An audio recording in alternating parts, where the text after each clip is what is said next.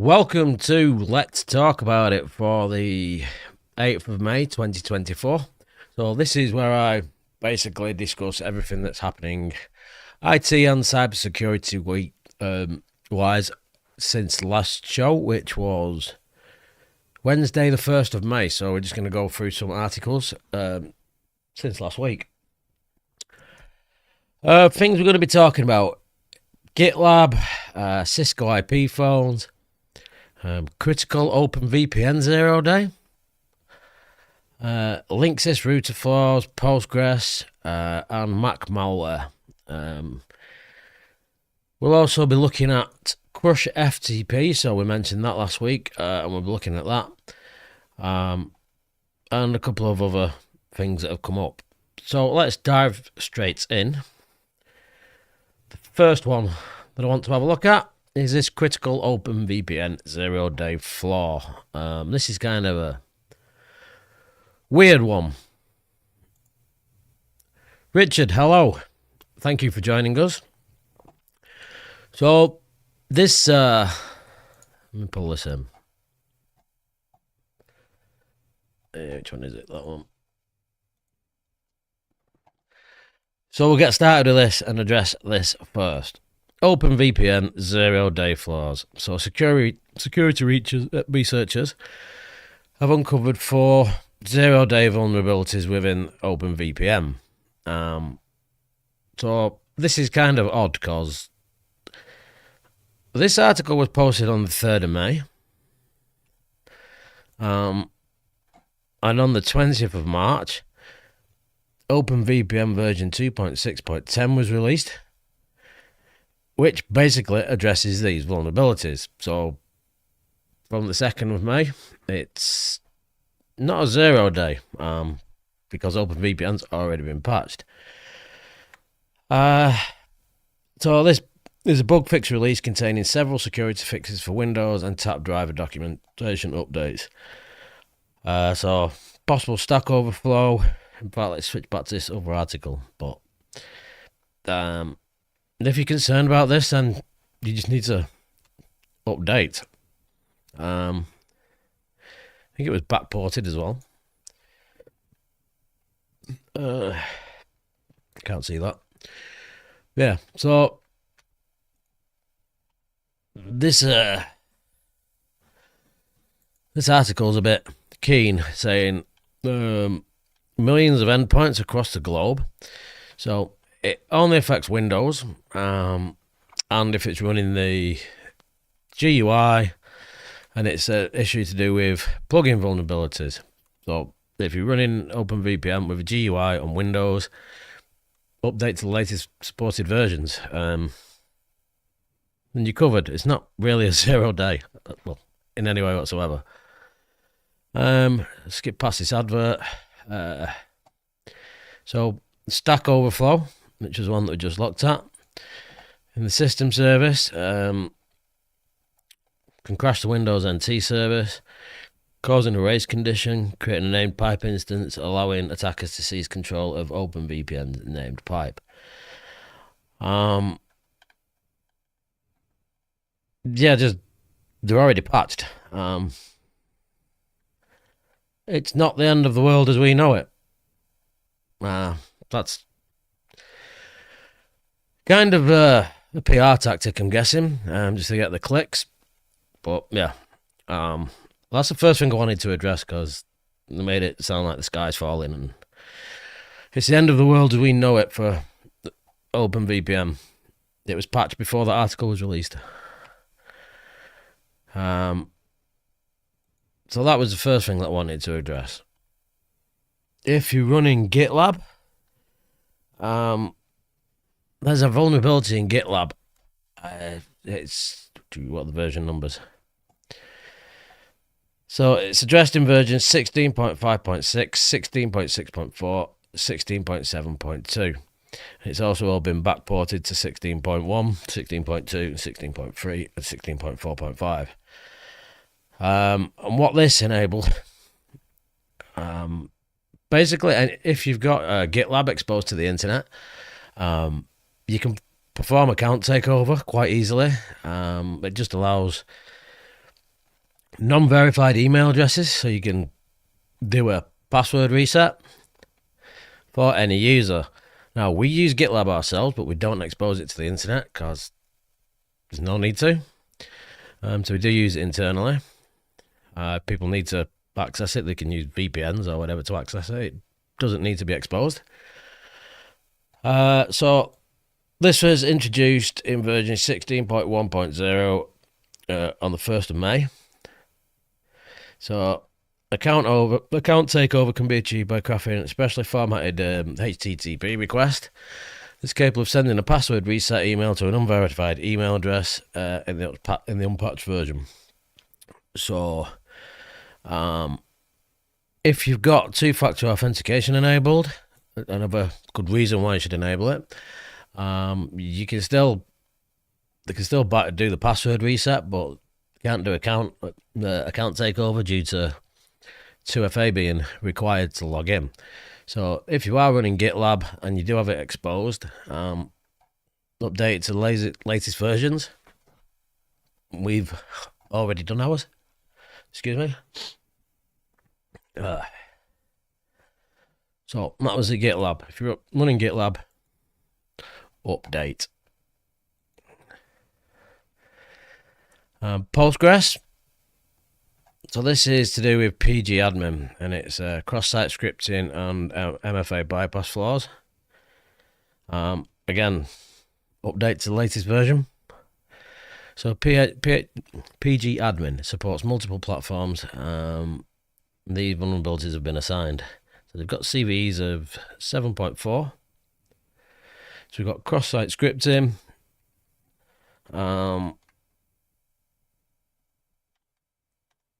And multi-factor authentication bypass.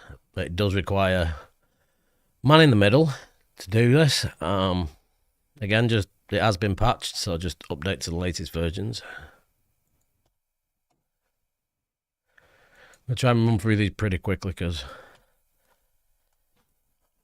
I'm dying if you can't tell. Cisco IP phone vulnerability. So this will be more in business environments.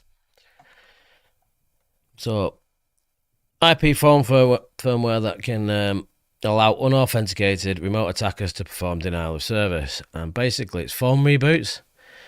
Where is it? Now it does state that these are web-based. So if you're provisioning phones, set them up automatically, then you should have the web interfaces disabled on them. Even use firewall rules to block access to the web interfaces. They don't really need to be exposed. And I think this...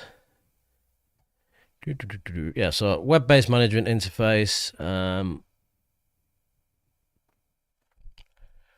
Rebooting the devices. There's another one which is an XML one. This one. The third vulnerability concerns XML service of the Cisco IP firmware.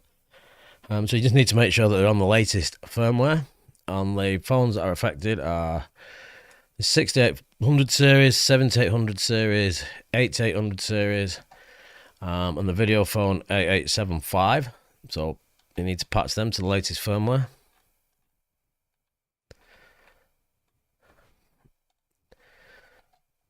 What else did we have? This is all about keeping software updated. Linksys router flaw lets attackers perform command injection. Proof of concept has been released for this. So Linksys routers were discovered with two vulnerabilities associated with command injection. So proof of concept has been released, and they exist in the Linksys E5000 routers, which suffer validation input. The command injection flaw is this here. So there's a line of code which just executes this, and there's no validation done on checking whatsoever, so you can execute what you want. Again, this has been patched already. So if you are running Linksys E5000 series routers, again, just update them to the latest software.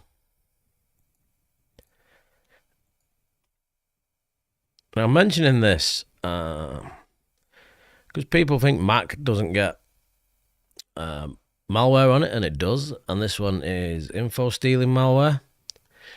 And this came, how does it get on the machine?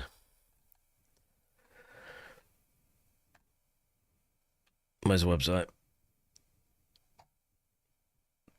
So, it's a file that masquerades as a legitimate application, and it's downloaded from a website. So if you're downloading things from websites, you need to just watch where you're downloading them from. It's kind of common sense. Let me transition me back in a second while I have a look. What else? Yeah. So, don't GitLab need updating. Cisco IP phones need updating. 0-day flaws in OpenVPN, which are not. Covered Linksys, covered progress, and the new malware. So,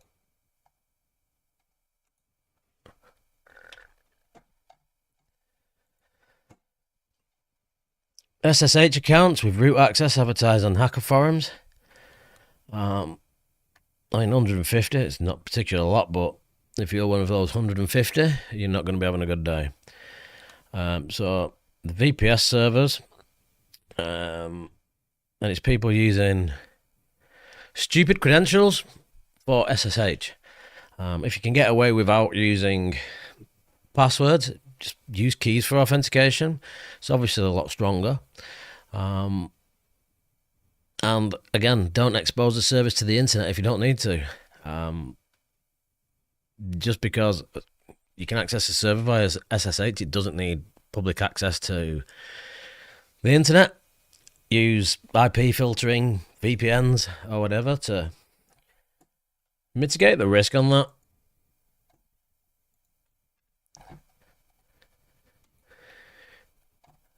Come off that one.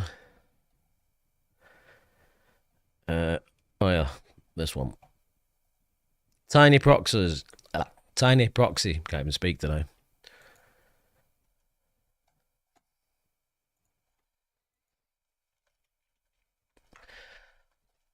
So, get off. Over 50,000 TinyProxy servers vulnerable to critical RCE flaw. And it's got a 9.8. And these are quite easy to find where they're exposed. You can use Sheridan or whatever. And 9.8 is pretty high. So it impacts, before discovered impacting versions 1.11.1, the latest. Yeah, if you're running that and there's no update for it, then maybe you need to not run it anymore. I don't know what the latest version this is.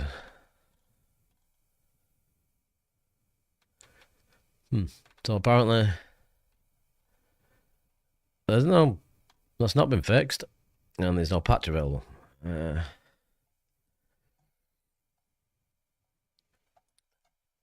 Just have a look into this.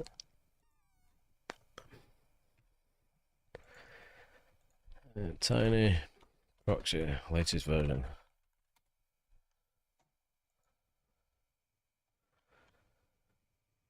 Okay, so there is a patch available for this, and it has been fixed. So, updated 18 minutes ago, so this is pretty recent. So, release 1.11.2 fixes issues detected in 1.11.1, including a nasty UAF bug. So yeah, if you're running TinyProxy, you need to update it to the latest version, like immediately. 9.8 is pretty bad. So it's good to see that that has been fixed.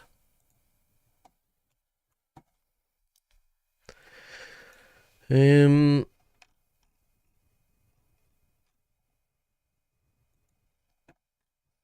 else are we on?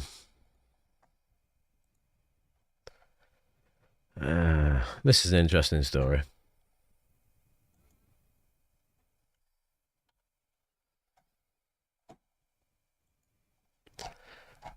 Again, VPN. New attack leaks VPN traffic using rogue DHCP servers. This is a feature of DHCP. So, a new attack dubbed Tunnel Vision can route traffic outside of VPN encryption tunneling, allowing attackers to snoop unencrypted traffic whilst maintaining the appearance of a secure VPN connection. So, through DHCP option 121, if you don't know what DHCP options are, it's how your computer can automatically configure its networking. So, it gets its DNS servers, router address, and such things. And you can use option 121 to inject routes. So if you're running, so this is a local network attack. If you're running DHCP, you should have some protection in place to recognize rogue DHCPs. I appreciate you can't do that in a cafe or something like that, but it's just something to be aware of. And it's basically the routing table. So for example, OpenVPN, I think the default's 10.0.8.0 for the VPN traffic.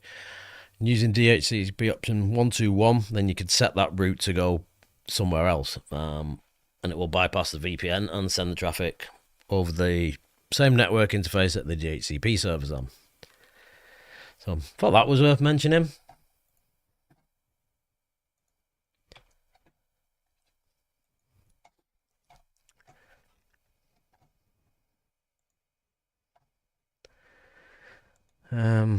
More VPN woes. When's this released? May the 7th, 2024. Android ruins VPN use due to its DNS leak flaw. So I've not tested this, to be honest. So if you're using a VPN, it's time to meddle with your device settings to deal with DNS leak vulnerability. This is specifically related to Android. So Mulvad spotted this. What it is when you're a VPN client, it has to re-establish a connection every so often, and when it does re-establish connection, it can leak DNS. Yeah, it can leak DNS out. I don't know what to suggest on this. There's set up a bogus DNS server to get around it. So it's been reported to Google, and Google is working to address it. So I imagine there'll be something out for that at some stage. Something else to be aware of, I guess, if you're using VPNs from your phone or from an Android device.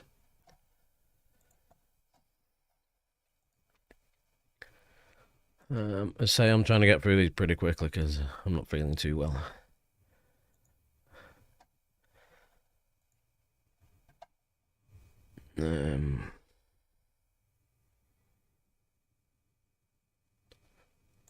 I covered this last week, but it's still in the news.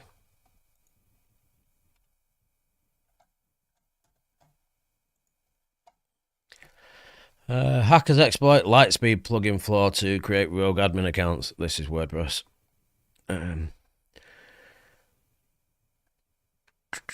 Where's the details of it?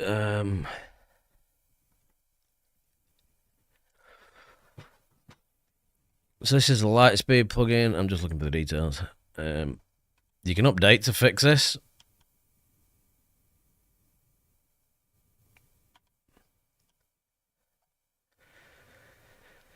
So if you've discovered the WPS UBP user on your website, this indicates that the latest malware campaign is affecting your website.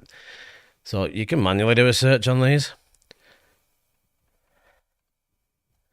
but it has been patched, so update them if you've got a little bit more work to do. If this user exists, this WPS UBB user and this WP-config user, so that's signs of compromise.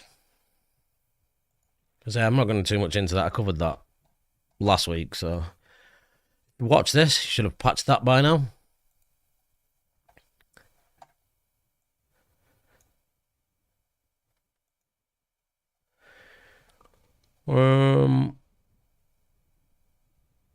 Veeam users. Some of these I've not seen, so I'm pretty much going through these with you. Veeam remote code execution for. It's VS PC servers. So the Veeam service provider console has been discovered with 2 critical vulnerabilities that are associated with remote code execution. So these vulnerabilities exist in version 7.x and 8.6 of the Veeam service provider console. So yeah, update.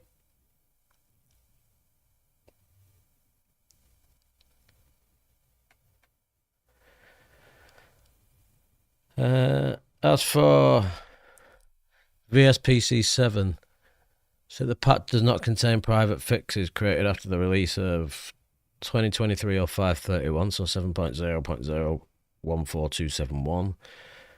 But there's a patch been released only to address that issue. So if you're running the Veeam VSPC, then you'll want to update. If you're running the service provider console, you get so many vulnerabilities coming in every week.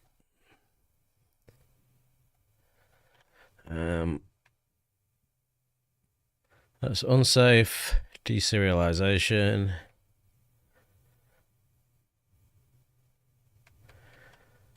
Just looking for some more details on it. No, just upgrade to the latest version.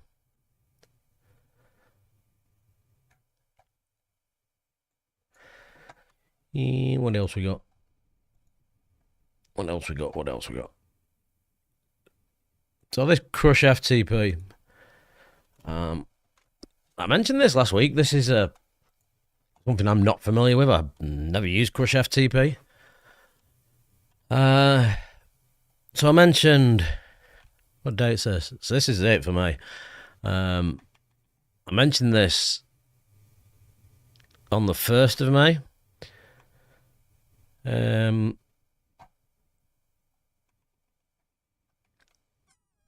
not going to go through the details of it again, but now there's a proof of concept. So you really need to patch these. So the patches have been released for 10.7.1 for the 10.x series and 11.1.0 for the 11.x series. So again, with the advice for the rest of the information and the rest of the things that we've just looked at, update immediately to the latest patched version.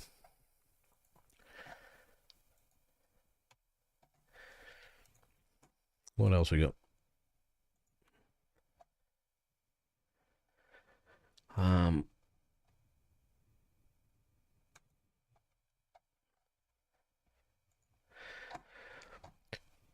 Hackers abuse Google search ads to deliver MSI pack malware. So this website here is malicious, and it's being used in, as you can see, it says sponsored. So they're paying Google to put these fake sites up there. So if you are downloading anything such as that app, you need to make sure that you're getting them from the right place, and just don't click on the first sponsored link that comes up.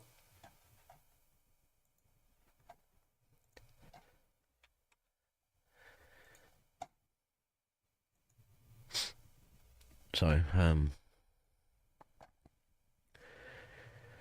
Okay, the last security related thing we've got.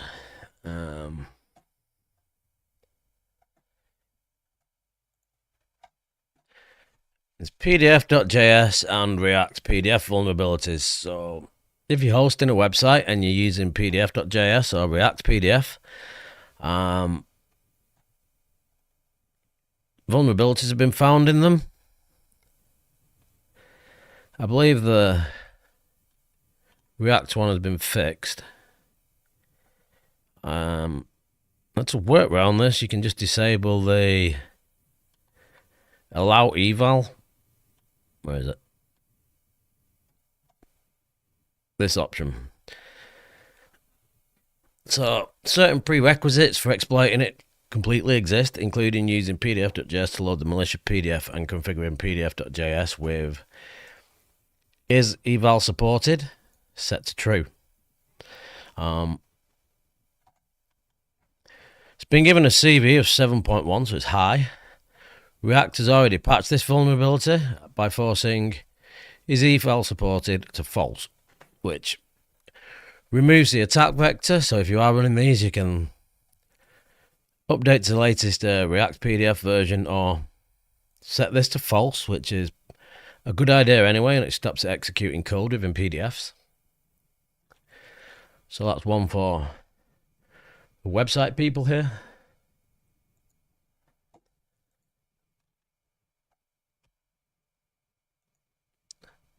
And I think that's it for the security related things that we need to cover.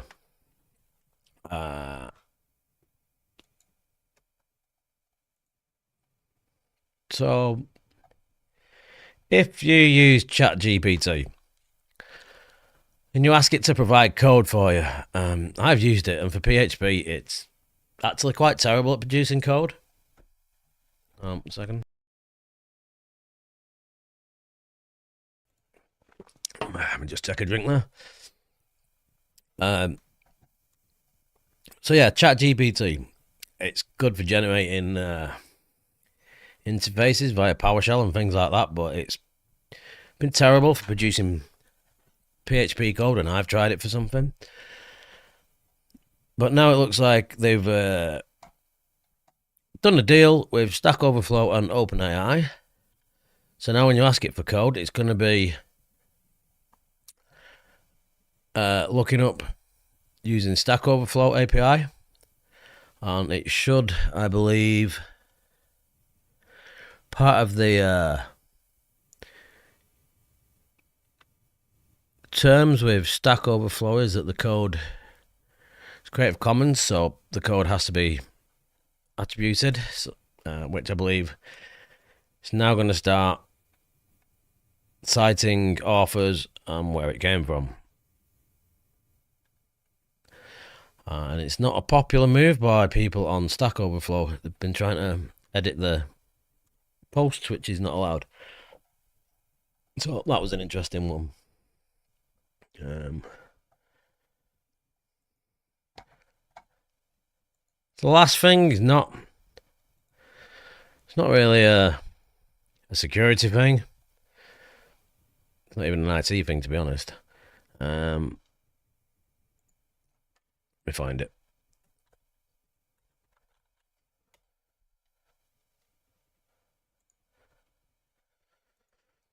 If you subscribe to Amazon Prime, the experience is going to get worse for you.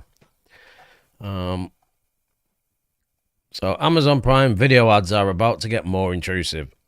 So basically, when you press pause, if you're watching something on Amazon and you press pause, then you're going to start getting ads appearing. So Prime Video users who want an ad-free experience have to pay Amazon an additional $2.99 on top of the existing subscription for the privilege. But apparently not so many people are doing that. I can put up with ads when they're on pause, I suppose. And with that, press the wrong button. And with that, I've covered everything that I wanted to bring up.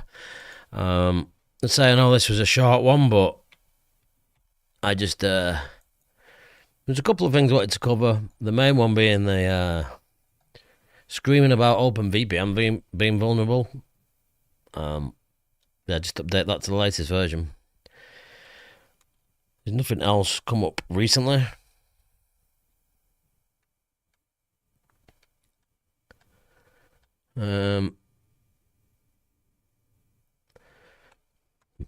Microsoft April Windows Server updates are causing crashing and reboots. Not new there, so I don't really need to dive into that too much. Does it say what it is actually? Can't even see it.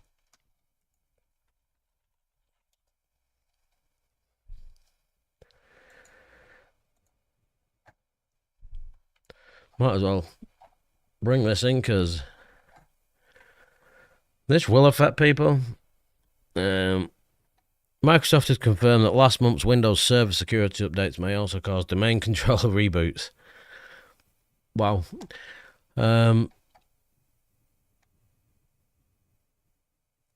So Windows servers that handle security policies, user logging, access token creation, and password changes.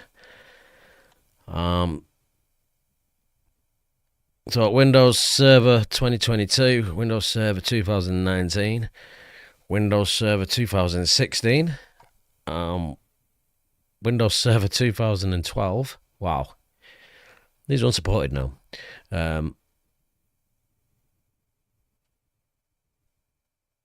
It's interesting. So Windows Server 2008 R2 and Windows Server 2008. So in rare instances, Windows servers running the domain controller DC role might experience local security by subsystem service crashes, resulting in a reboot. That'd be nice if you domain controller starts rebooting. What's this one?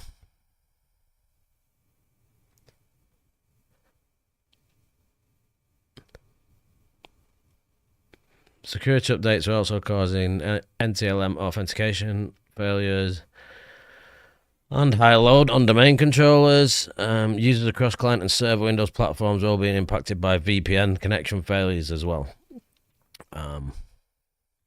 So something to be aware of with your Microsoft Windows Server updates.